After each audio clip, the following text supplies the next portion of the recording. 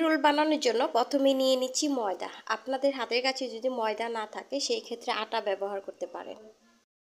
আমি এখানে 2 কাপ ময়দা নিয়েছি। আর দিয়ে দিচ্ছি হাফ চা চামচ লবণ। লবণটা অবশ্যই আপনারা আপনাদের টেস্ট অনুযায়ী অ্যাড করবেন।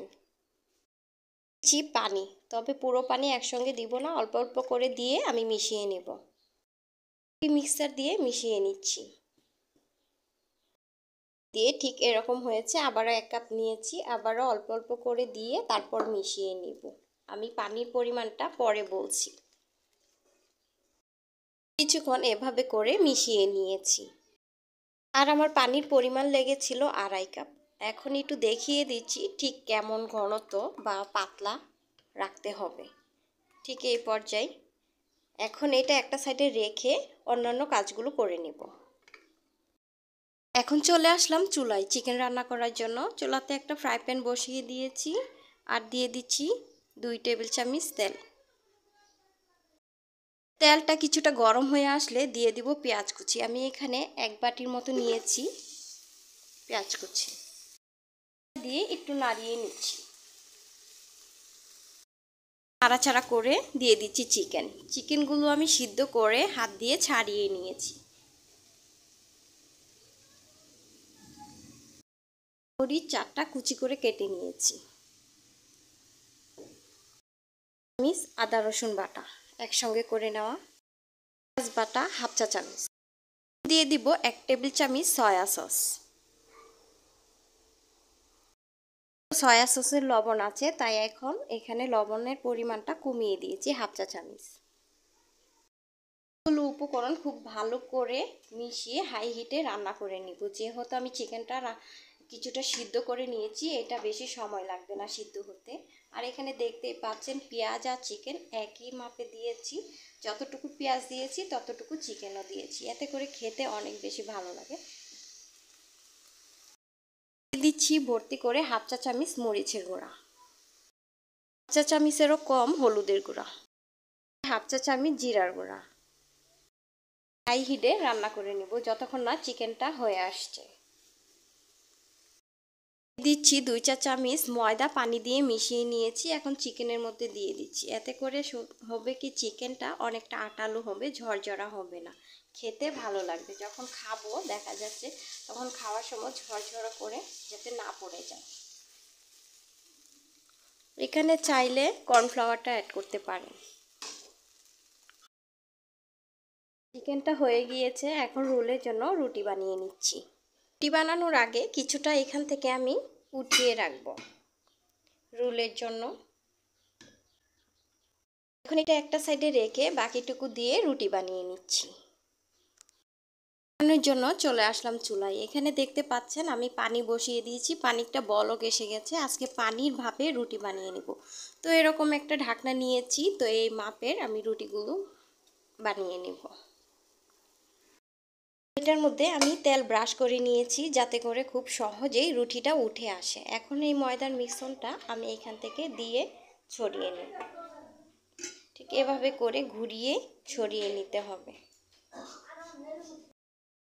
এখন আমি হাঁড়ির উপরে বসিয়ে দিব। এই গরম পানির উপরে আমি এটা বসিয়ে দিচ্ছি। এখন ঢেকে রেখে দিলেই 1 মিনিটের পর দেখা যাচ্ছে এটা সিদ্ধ হয়ে যাবে। ঢাকনা দিয়ে ঢেকে দিচ্ছি। ঢাকনাটাকে উঠিয়ে রুটিটাকে বের করে নিব। দেখতেই পাচ্ছেন চারদিকে উঠে আসছে। এখন এটা রুটিটাকে বের করতে হবে গরম গরম অবস্থায়।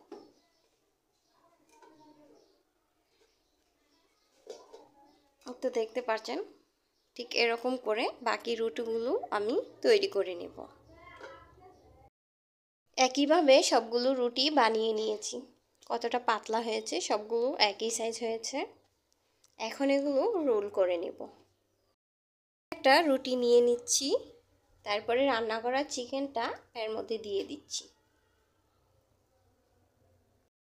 হয়ে গেলে এখন আমি চারপাশে আঠা লাগিয়ে নেব। আমি যে এইখান থেকে ময়দার মিশ্রণ থেকে কিছুটা উঠিয়ে রেখেছিলাম, এইখান থেকে আবার এখানে আলাদা করে রেখেছি চারপাশে লাগানোর জন্য।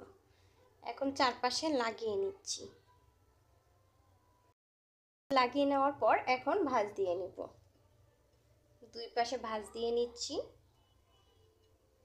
ঠিক ভাজটা এরকমভাবে হবে।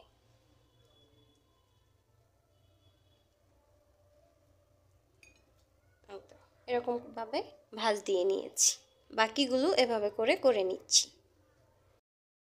সবগুলো রোল করে নেওয়া হয়ে গিয়েছে, এখন এই রোলগুলো পুট করে নেব।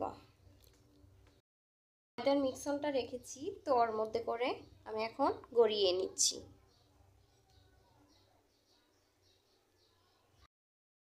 বিস্কিটের গুঁড়া নিয়েছি, টোস্ট বিস্কিটের। আপনার যদি পছন্দ হয় টোস্ট বিস্কিটের গুঁড়া, যে কোনো বিস্কিটের গুঁড়া নিতে পারেন, আবার চাইলে এখানে পাউরুটি গুঁড়া করে নিতে পারেন।